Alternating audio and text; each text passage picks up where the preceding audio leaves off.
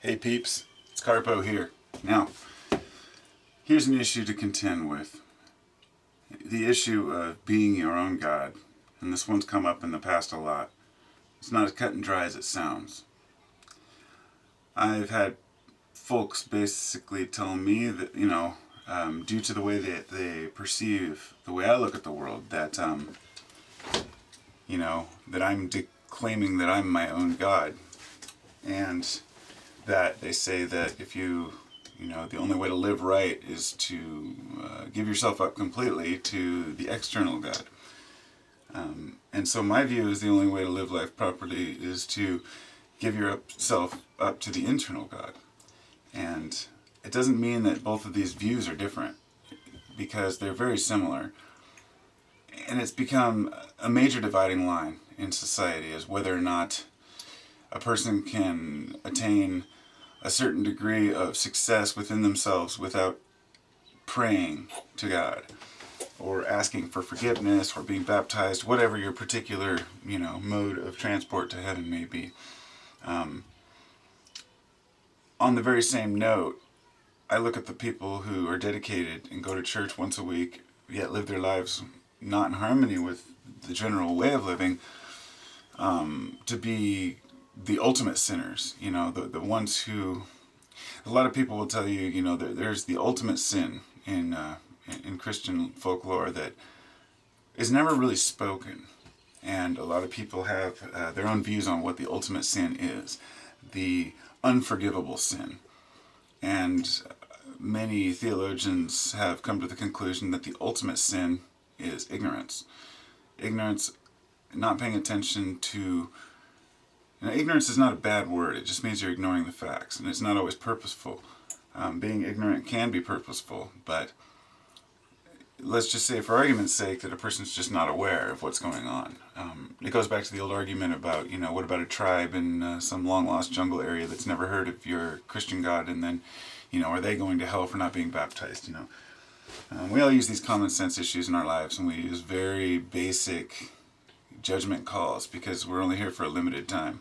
And the things that we've learned in our time, there's some amazing things. And like I've said, every question just brings two more questions. So a lot of these things can never be solved, never permanently agreed upon. I just wanted to kind of throw out there that for any religious folks out there who may think that people are sinners for not becoming part of a organized religion, stop and think about it for a minute, because these are people living on principles.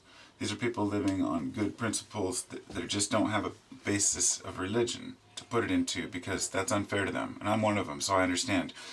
If I were to give in and just go with a religion, I'd feel like I'd given up on life and discovery, because none of them feel right. They all have their own parts that are great, but for the God-fearing man who thinks that that there's no way except through redemption, but then lives his life in shame as an alcoholic or an abuser or a violent person, there's no redemption for people who abuse.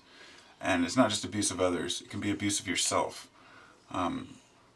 We're living life, and we've come to this amazing time in this perplexing life that we don't understand, and we're a very small part of billions, if not trillions of years of development.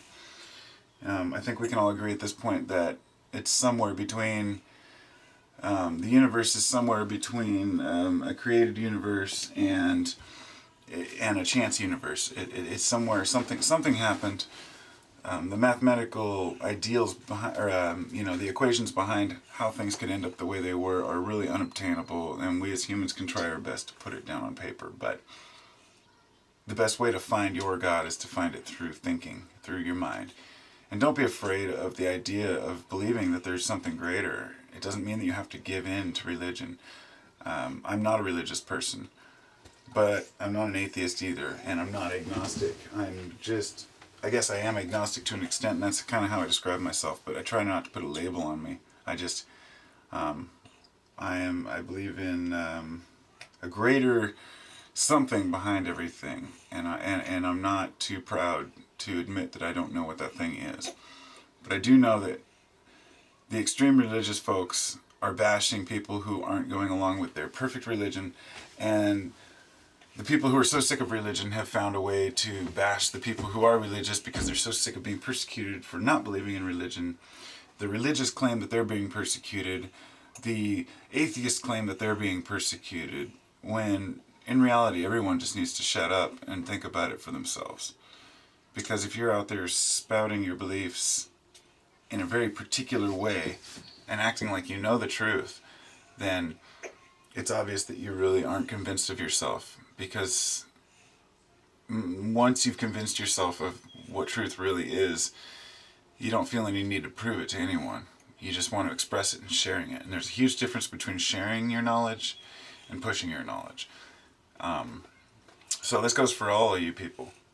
You know, Christians, atheists, Muslims, it doesn't matter. And just keep, if you have an idea that things are a certain way and you're very convinced of that, and you, whether you have, you know, what you consider empirical evidence or not, just remember that not everybody grew up in your shoes. And maybe if you stop and listen to another person, you might gain something from it. But just because a person is not religious does not mean that he has no godliness to him or doesn't, you know, believe in good. I know just as many atheists whose morals are much higher than many Christians I know. So, and they've kind of pride themselves on that, but they've set themselves up as an organization. The whole idea is just to accept each other. And I just wanted to get that through. Probably made this video longer than it needs to be, so peace and all.